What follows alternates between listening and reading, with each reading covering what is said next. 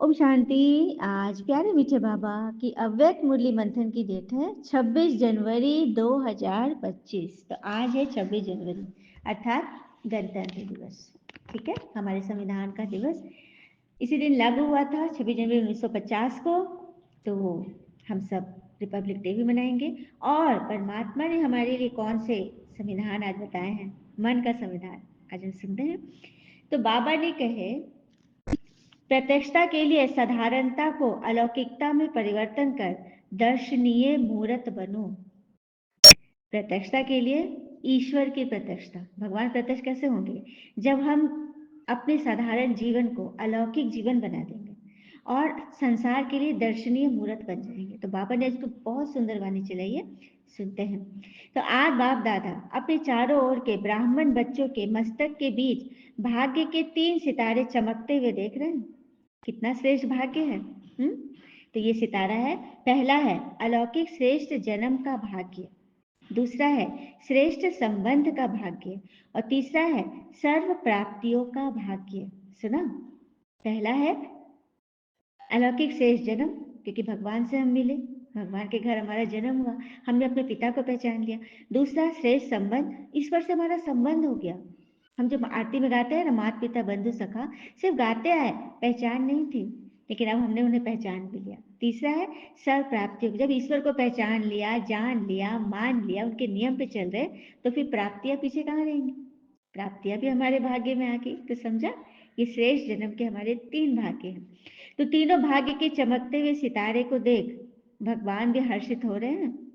अपने जन्म का भाग्य देखो, स्वयं भाग्य विधाता भगवान के घर आपका जन्म है।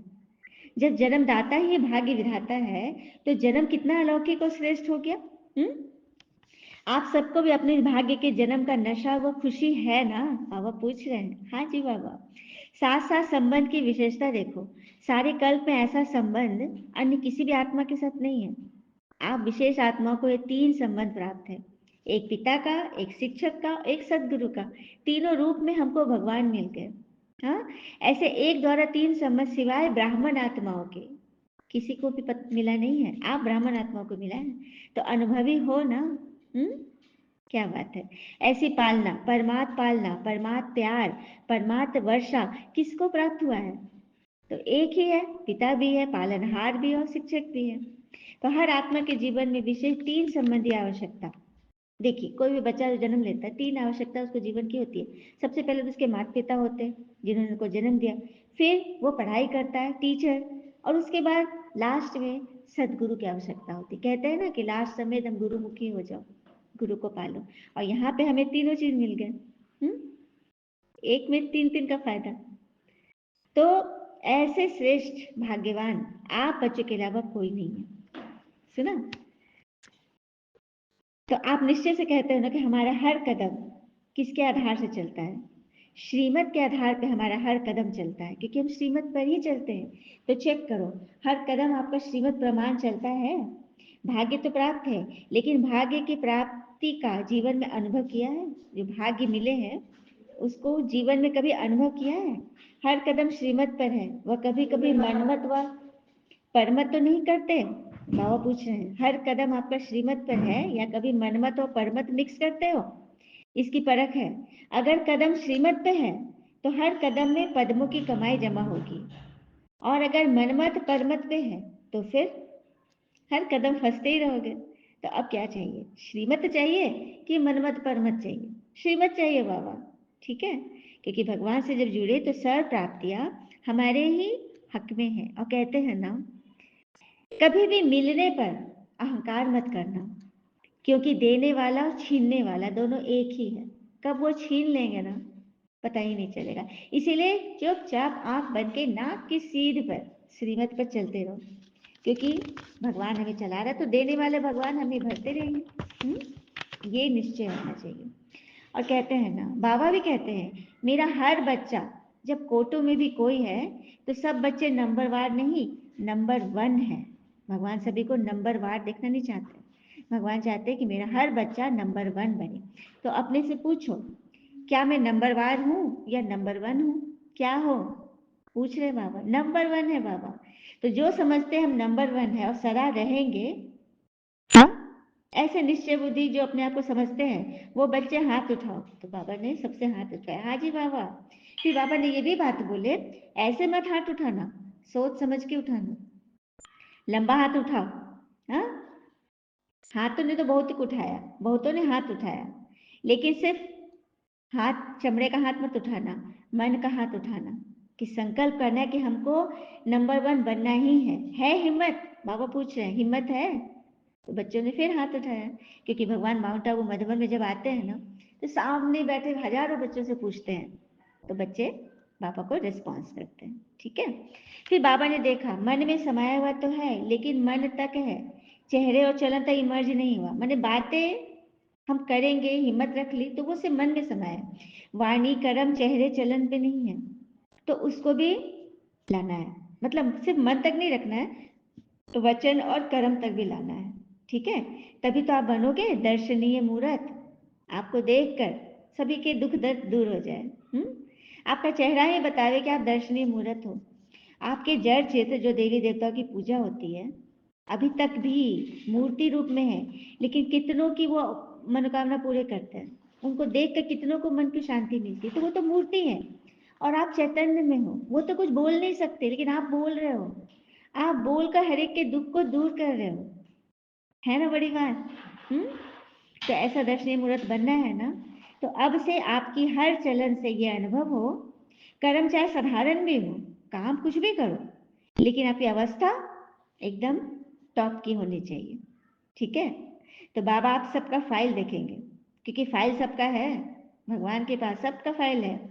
तो अब से आपकी हर चलन से अनुभव हो, जो भी काम करो, स्कूल में हो, बिजनेस कर रहे हो, डॉक्टरी कर रहे हो, वकालत कर रहे हो, कुछ भी कर रहे हो, लेकिन आपका चेहरा और चलन हमेशा न्यारा और अलौकिक हो, साधारण नहीं, क्योंकि आप भगवान से पढ़ते हो, भगवान के बच्चे हो।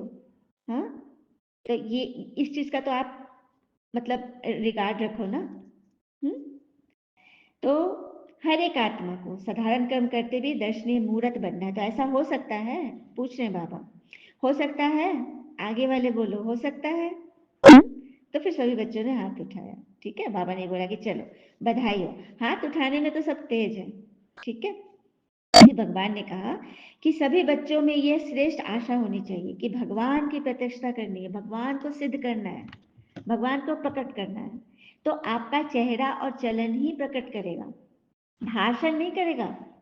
भाषण तो एक तीर लगाना हो, लेकिन प्रतिष्ठा होगी आपके चेहरे चलन, आपके गुणों से। सुना? तो इस वर्ष क्या करोगे? हम्म बाबा बुद्धि को ऑफरिंग देते हैं, लेकिन मैं नहीं लाऊं, मैंपन मत लाओ, क्योंकि मैं में अहंकार है। ठीक है, अहंकार शब्द भगवान को पसंद नहीं है। उसकी जगह मैं की जगह, मेरा की जगह तेरा कर दो, तेरा तुझको अर्पण, क्या लागे मेरा। सब कुछ ईश्वर के नियमों पर चलकर करो, तो भगवान रिस्पॉन्सिबल हो जाएंगे। कल बाबा ने बोला था ना, तुम मेरे डायरेक्शन पे चलोगे तो रिस्पॉन्सिबल मैं हूँ, सारा कुछ भगवान संभालते हैं।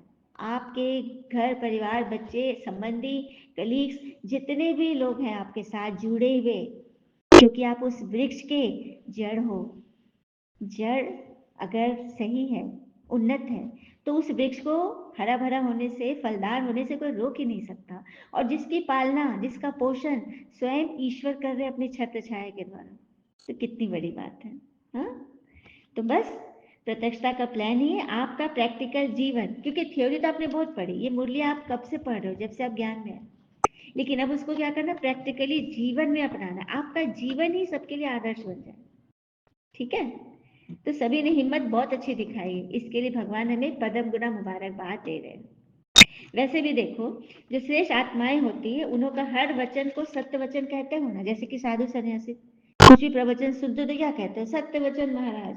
तो आप जो भी वचन कह रहे हो, ये आप आत्मा के कल्याण के लिए कह रहे हो, कहते हो ना। हाँ, तो आप भी तो महाराज हो। आप सबका हर वचन जो भी सुने वह दिल से अनुभव करे कि हाँ, मेरा मन हल्का हो गया।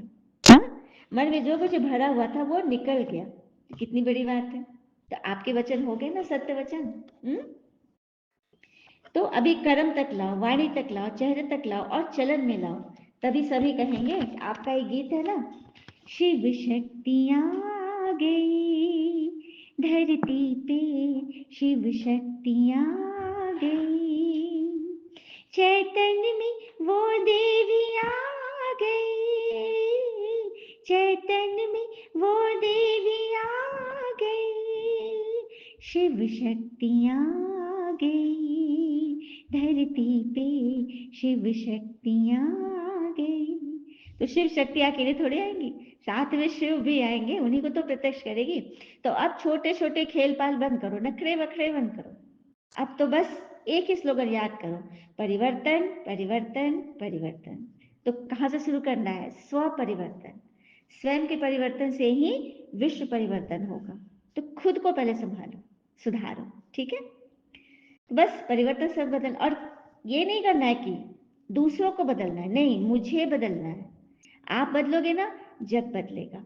और एक और गीत है ना, बदला नहीं लेना किसी से, बदल के हमको दिखाना है, बदला नहीं लेना किसी से, अवगुण हम तुम क्यों देखें, सच्चे गुण अपनाना है, बदला नहीं लेना किसी से, बदल के हमको दिखाना है।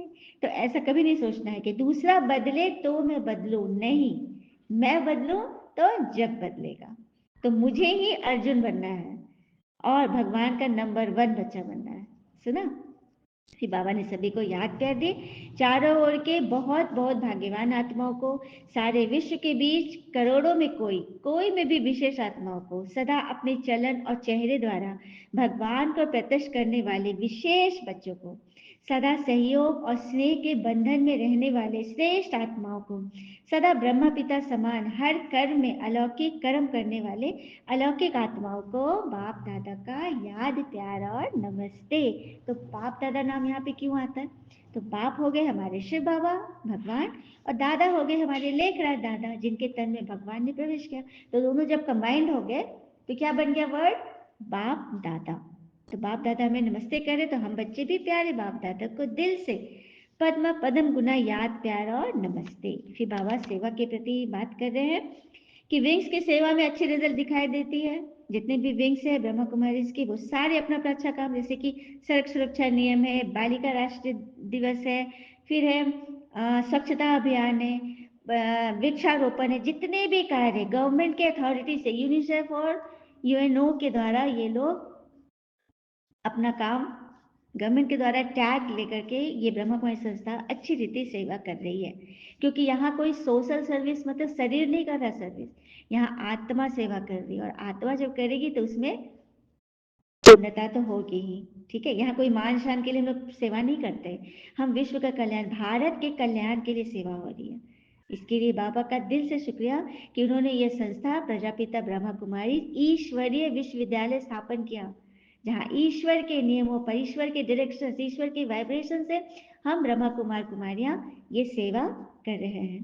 तो बाबा ने बोला अब प्रैक्टिकल का सबूत दो, यह बात फैल जाओ कि मेडिटेशन द्वारा ही सब कुछ हो सकता है, क्योंकि मेडिटेशन योग के द्वारा हम परमात्मा से कनेक्ट होते हैं और उनकी ताकत को, शक्ति को खींचकर और तब बढ़ाते हैं। अच्छा, फिर बाबा ने वरदान दिया, साइलेंस की शक्ति द्वारा विश्व में प्रत्यक्षता का नगाड़ा बजाने वाले शांत स्वरूप भव, साइलेंस की शक्ति, शांति की शक्ति द्वारा विश्व में प्रत्यक्षता का नगाड़ा बजाने वाले शांत स्वरूप बनते।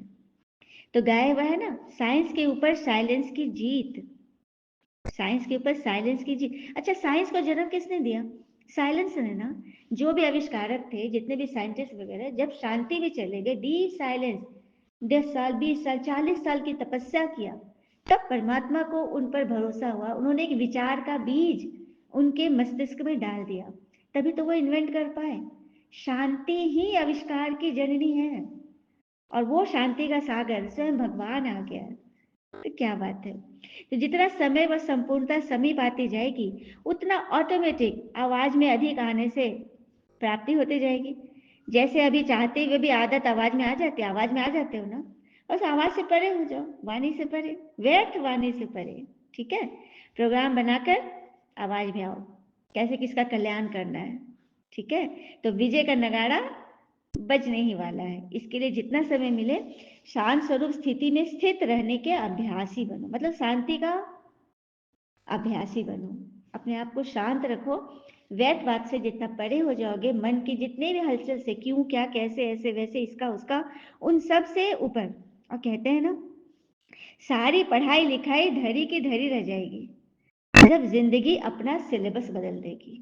अचानक होता है ना एग्जाम में, जब आउट ऑफ सिलेबस जब क्वेश्चन आते हैं तो बच्चों के चेहरे कैसे हो जाते हैं, होते हैं ना। यहाँ भगवान हमसे वादा करे, गारंटी दे रहे हैं कि जो मैं तुम्हें पढ़ाता हूँ ये मुरली, उसी में से क्वेश्चन आएंगे। ईश्वर का कभी आउट ऑफ सिलेबस नहीं होगा, ये भरोसा हम रखें। और ये मुरली को जीवन में हर दिन नई मुरली होती है, हर दिन की मुरली, उस दिन के अनुसार पूरी मुरली पढ़े। उसी में आज के दिन का पेपर छुपा हुआ होता है। तो मुरली पढ़ लिए, उसको समझ गए, उसको याद किए, धारण किए, प्रैक्टिकली जीवन में अपनाने के लिए जब तैयार हो गए, तो जो भी पेपर आएगा उसमें तो पास हो ही जाएंगे ना, क्योंकि हमने तो सारा पढ़ लिया और भगवान ने भी सुबह सुबह ही पढ़ा दिया।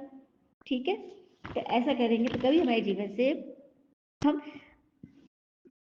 हार नहीं खाएंगे। ठीक है, और हमेशा हमारी जीत होगी।